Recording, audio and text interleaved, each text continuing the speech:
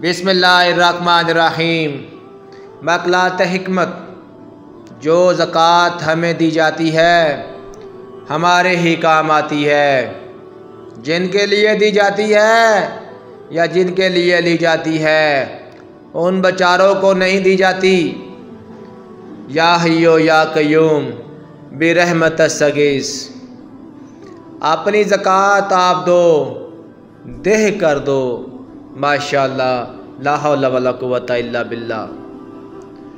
بیوہ کو دو، یتیم کو دو، مسکین کو دو، بیمار کو دو، نادار کو دو، لاچار کو دو، مستحق کو دو، بتلا کر دو اور پوری دو، ماشاءاللہ، لا حول ولا قوت الا باللہ۔